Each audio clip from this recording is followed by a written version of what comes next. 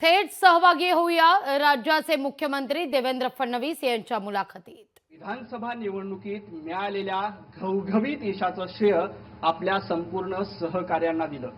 यासाठी हिमालया एवढं मोठं मन लागतंय। महाराष्ट्रातील सह्याद्रीच्या कड्या कपाऱ्यात हिमालया एवढं उत्तुंग नेतृत्व बहरतंय। त्या नेतृत्वाचं नाव आहे देवेंद्र गंगाधरराव फडणवीस।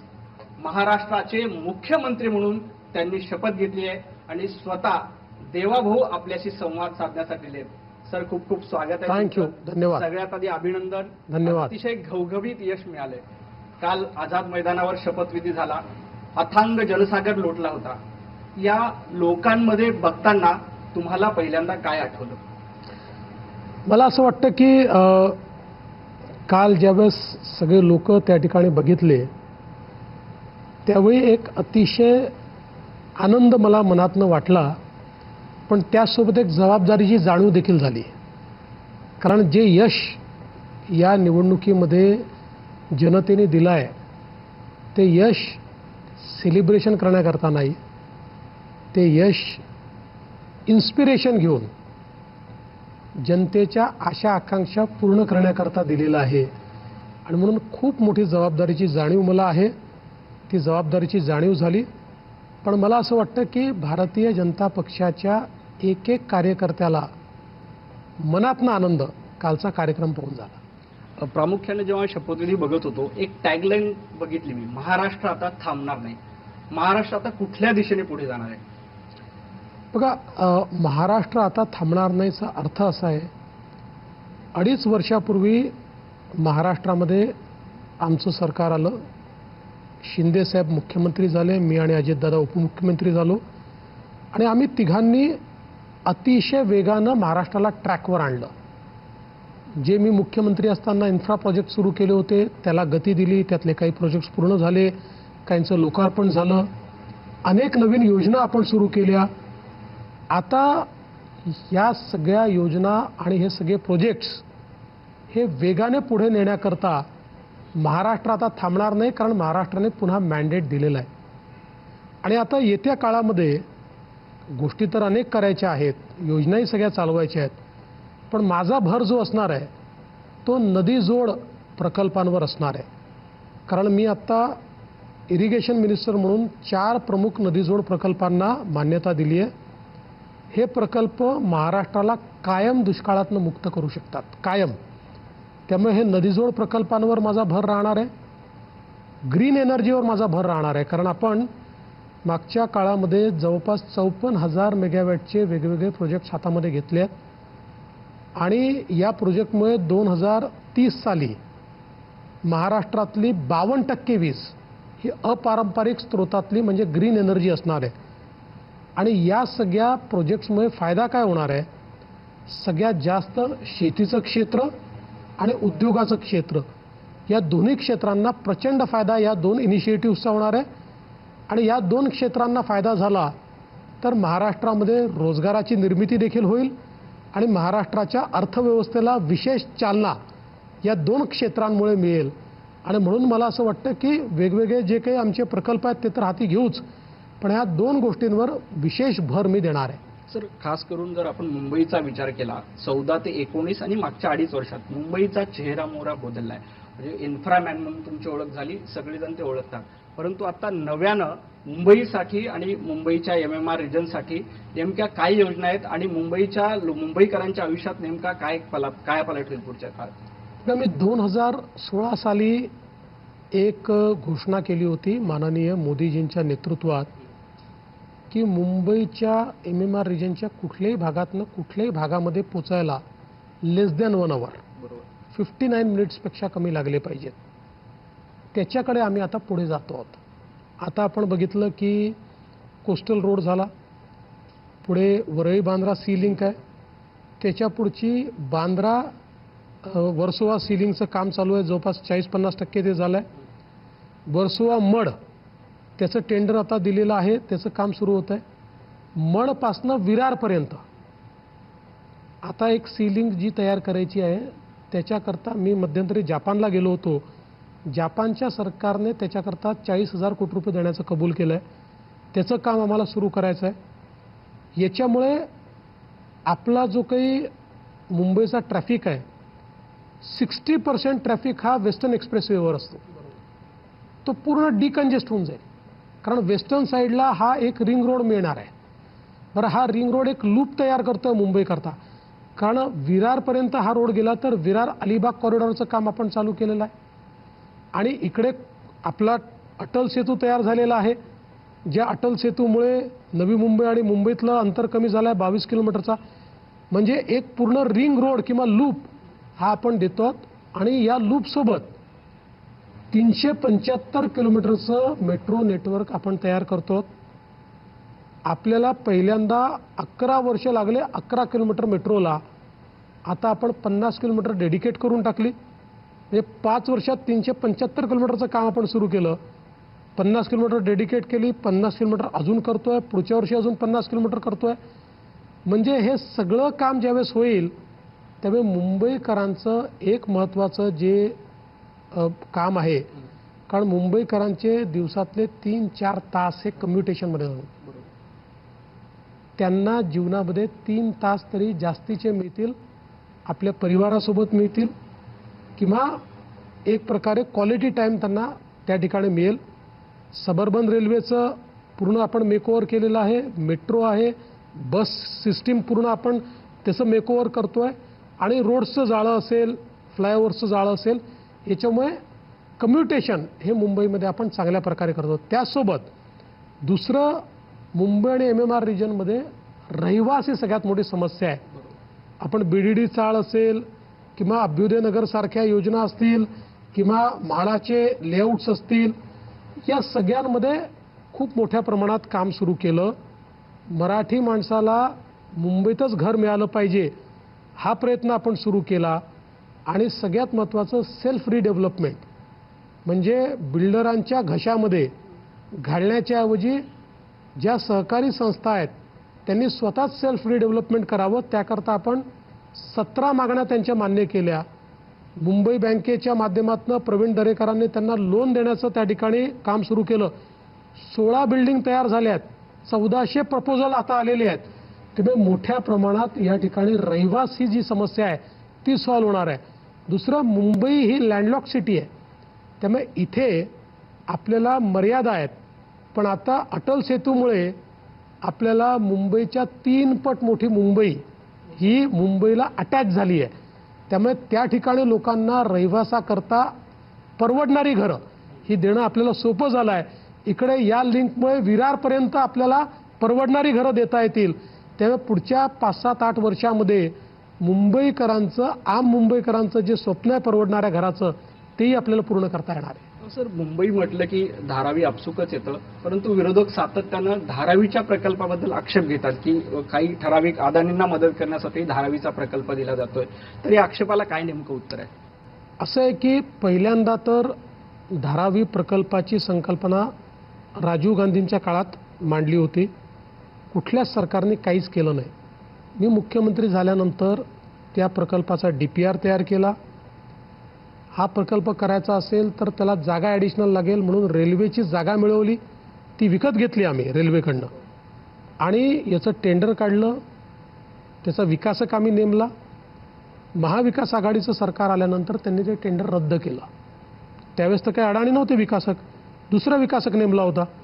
त्यांनी ते रद्द केलं आणि नव्याने त्याच्या टर्म्स आणि कंडिशन्स तयार केल्या. आत्ताचं जे टेंडर झालेलं आहे या टेंडरमधल्या 100% टर्म्स आणि कंडिशन्स उद्धव ठाकरेंच्या सरकारने तयार केल्या आहेत.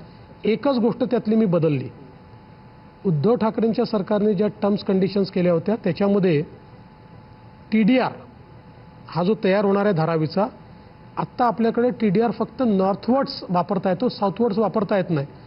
त्यांनी साऊथवर्ड्स वापरायची परवानगी दिली. त्यात काही चूक आहे असं माझं मत नाही, पण त्याच्यावर कॅपिंग केलं नव्हतं. त्यामुळे जो कोणी विकासक आहे, आता अडाणी आहेत, पण जो कोणी विकासक राहिला असता या विकासकाला TDRची मोनोपोली तयार करता आली असती. आपण आलो तेव्हा प्रोसेस चालू झाली होती, म्हणजे ही काही प्रोसेस आम्ही तयार केली नाही, प्रोसेस जवळपास सुरू झाली होती. आपण त्यात कॅबिनेटमध्ये जाऊन एक बदल केला आणि सांगितलं की TDRचं कॅपिंग करा. म्हणजे TDR ची मार्केट रेटच्या 90%च किंमत असू शकेल, त्यापेक्षा जास्त किंमत करता येणार नाही. आणि दुसरं त्याचा डिजिटल प्लॅटफॉर्म असेल महापालिकेत, त्यामुळे कोणाकडे किती TDR शिल्लक आहे ते त्या ठिकाणून त्याला कोणाला विकता येईल, घेता येईल, जेणेकरून विकासक TDRचं मोनोपोलायझेशन करू शकणार नाहीत. हा आम्ही बदल त्याच्यामध्ये केला. टेंडर झालं, त्याच्यात सक्सेसफुल बिडर अडाणी होते, त्यामुळे ते अडाणींना मिळालं. आणि आताही या योजनेमध्ये 2011 पर्यंतचे जे एलिजिबल लोक आहेत, सगळ्या एलिजिबल लोकांना रहिवासी असतील किंवा तिथली, कारण ते औद्योगिक एक ॲग्लोमरेशनही आहे, त्या सगळ्यांना धारावीमध्येच आपण त्यांचं रिहॅबिलिटेशन करणार आहोत. जे नियमात बसत नाहीत, हायकोर्टाने नियम केला आहे, जे बसत नाहीत त्या लोकांनाही आपण काढून टाकू शकतो का? त्यांना काढलं तर ते दुसरी धारावी तयार करतील. म्हणून त्यांच्याकरता रेंटल हाऊसिंग हे तयार करायचं ठरलं आहे. रेंटल हाऊसिंगमध्ये 11-12 वर्ष ते राहिले की ते घर त्यांना थोडे पैसे भरून त्यांच्या नावाने मिळेल, अशा प्रकारची योजना तयार केली आहे. गरीब माणसाला त्याचं हक्काचं घर आम्ही देतो. बघा, BDD चाळीच्या संदर्भात इतके वर्ष का नाही झालं? विकासकाचाच वाद होता ना. मी निर्णय केला की आम्ही करू म्हाडाच्या माध्यमातून. आज इमारती उभ्या राहिल्या. आज BDD चाळ हे अर्बन रिन्युअलचं सगळ्यात मोठं प्रोजेक्ट आहे, करून दाखवलं. तसंच आम्ही धारावी करून दाखवू. सर, विरोधकांचा आणखी एक सातत्यानं आक्षेप होतो, जेव्हा विधानसभा निवडणुकीत भारतीय जनता पार्टी आणि महायुतीला घवघवीत यश मिळालं त्यावेळेला लगेच EVM वर शंका घेतली गेली आणि बॅलेट पेपरवर आता निवडणूक घ्या अशी मागणी करतायत. काय उत्तर आहे याला? मला खरं म्हणजे असं वाटतं की असं मूर्खतापूर्ण बोलण्यापेक्षा त्यांनी आत्मचिंतन केलं पाहिजे. एकाच दिवशी झारखंडला निवडणूक होते आणि महाराष्ट्रात निवडणूक होते. झारखंडला ते जिंकतात तर EVM मध्ये प्रॉब्लेम नाही, महाराष्ट्रात ते हारतात तर EVM मध्ये प्रॉब्लेम आहे. महाराष्ट्रात एकाच दिवशी लातूर जिल्ह्यामध्ये, लातूर शहरात अमित देशमुख जिंकतात आणि लातूर ग्रामीणला धीरज देशमुख हारतात, तर इकडे प्रॉब्लेम आणि इकडे प्रॉब्लेम नाही. महाराष्ट्रात एकाच दिवशी लोकसभेच्या आणि विधानसभेच्या निवडणुकीत नांदेडमध्ये 6 जागांवर विधानसभेत महायुती निवडून येते आणि त्याच दिवशी त्याच 6 जागांवर त्याच लोकांनी मतदान करून देखील पोस्टल बॅलेटमध्ये का होईना पण काँग्रेस निवडून येते. मग आता कुठे EVM आलं? त्यामुळे EVM वर या ठिकाणी दोषारोप करण्याच्या ऐवजी कधीतरी जर राहुल गांधींनी आत्मचिंतन केलं तर भविष्यात तरी त्यांना चांगल्या जागा निवडून आणता येतील. गेल्या 5 वर्षामध्ये तुम्ही अनेक चढउतार बघितले.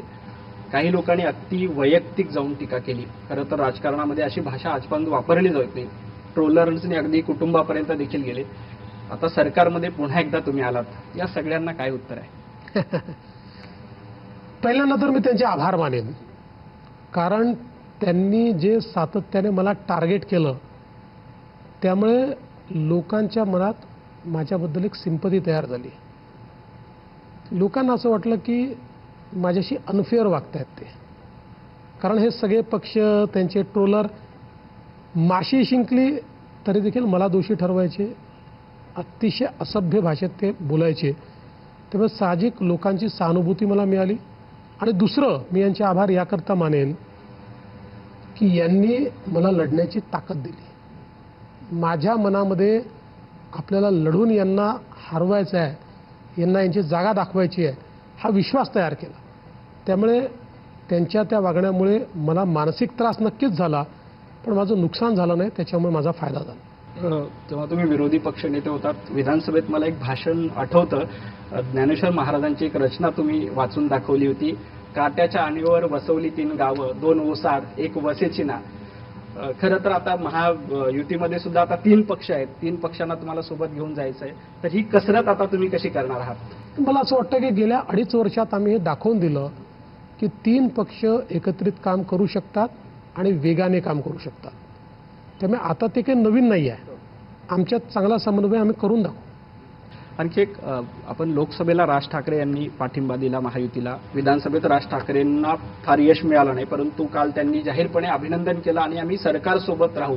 तर भविष्यामध्ये येणाऱ्या काळात मुंबई महापालिकेच्या निवडणुका आहेत, या सगळ्याच्या पार्श्वभूमीवर राज ठाकरे आणि महायुती असं काही वेगळं कॉम्बिनेशन होऊ शकतं?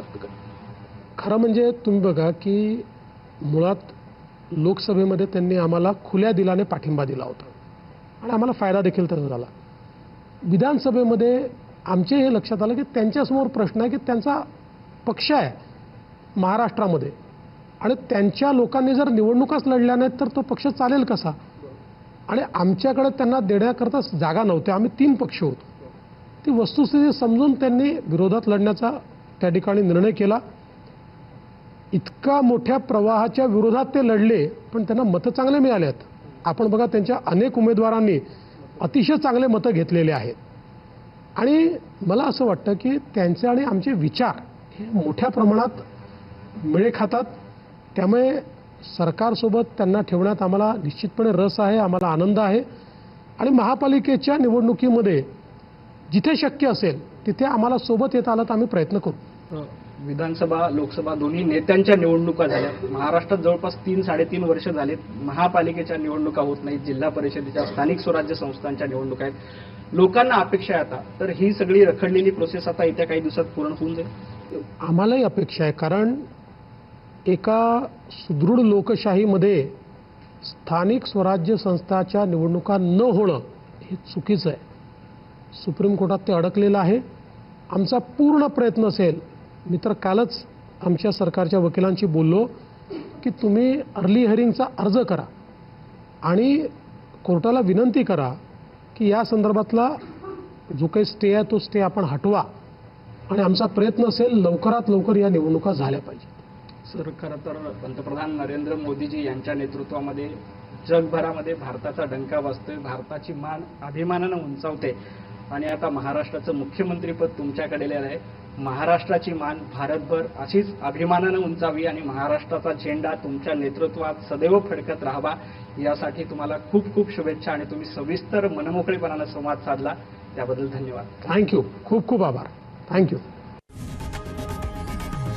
लोकशाही मराठी ऐका, पहा, जागरूक रहा.